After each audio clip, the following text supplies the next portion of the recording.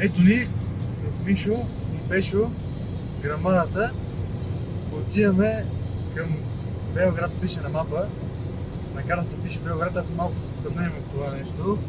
Отиваме в Белград. Мишо тук решил, че ще ни изнася от държавата явно. Ще ви изнасям. Нелегал. По наши изчисления с Пешо отиваме на Рупите и трябва да минем през Белград преди това да седим с приятели. А дали това се случи, зависи от Мишо шофьора, който решил да ни изнася за Белград очевидно. Ще ни продаде там на някакви чиптани и така.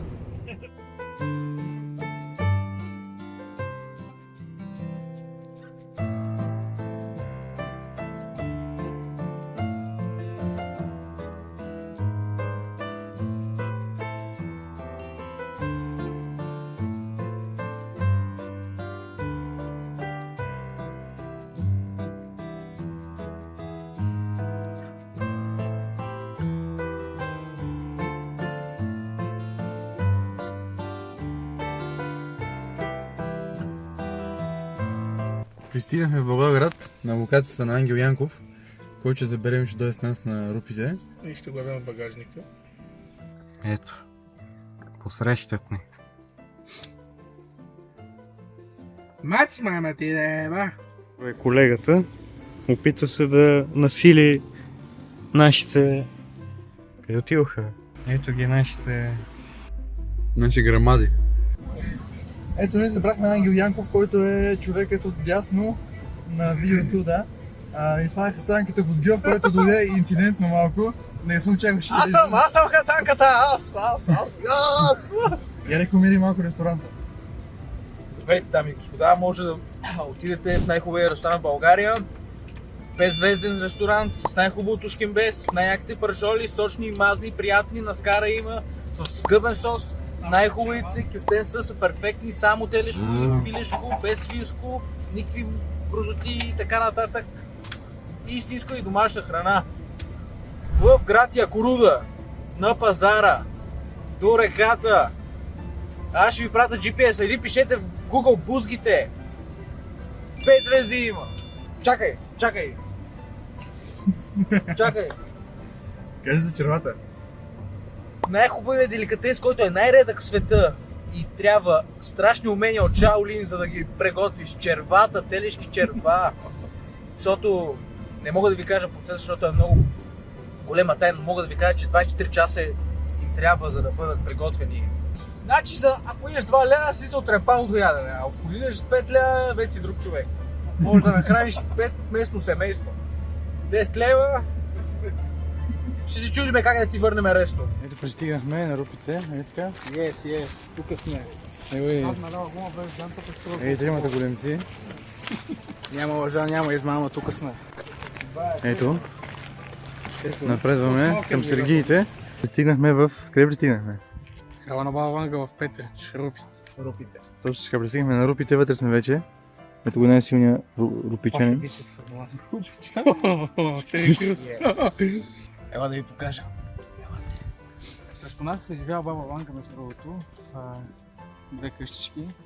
Там е живял. Да. Там ще минем през нея. Ако искате, даже може да минем първо през там, през къщичките да видите, ако не първо през храма. Ами дай първо през къщичките тогава.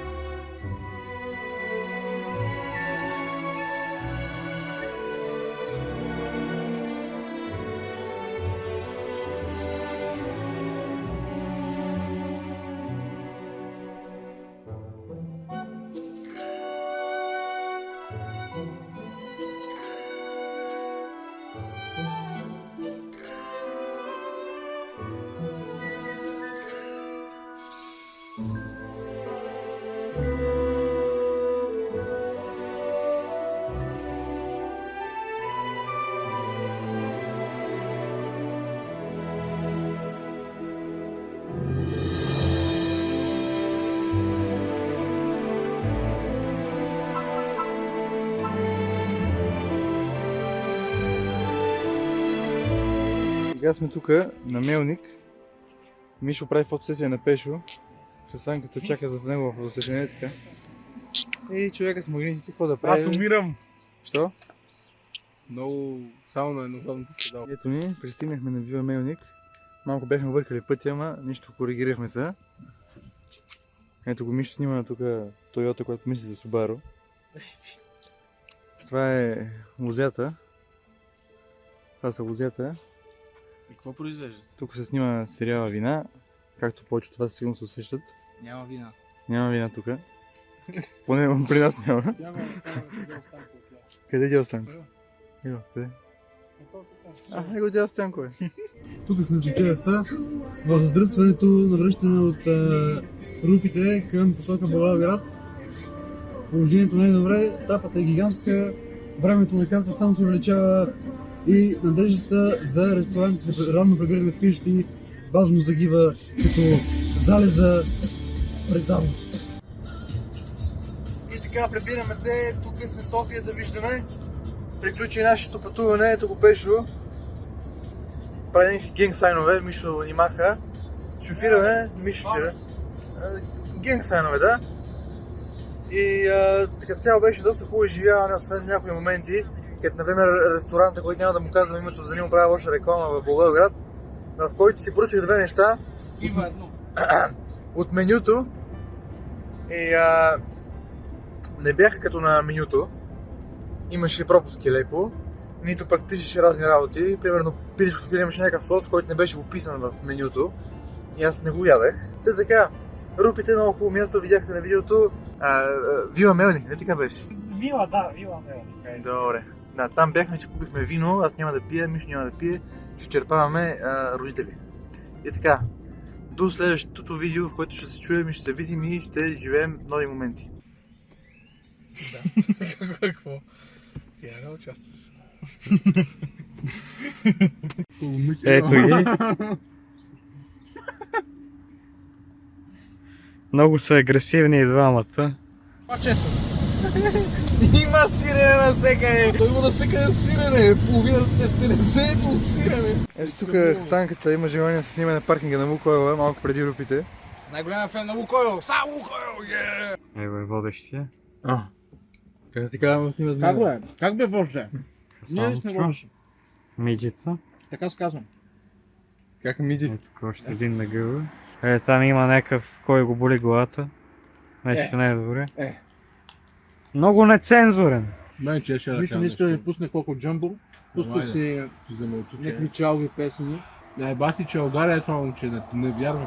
Значи, ако искате да ядете хубава храна, елате при бузите. Ако искате да ядете сухари, идете в Лукойл. Най-голям фен на Лукойл! Са Лукойл! И аз не го ядах. Сервитьорката беше грозна, газа висеше до земята. Беше си има неговите проблеми, аз си имам моите проблеми. За един сервитьорката е проблем, за другия яденето е проблем. Сега, който мога след се, разбира се. В Калфонда в Благоевград много хубави милвки има. Какво беше? Много хубави милвки има в Калфонда в Благоевград. Така, Вила Мелник, не така беше?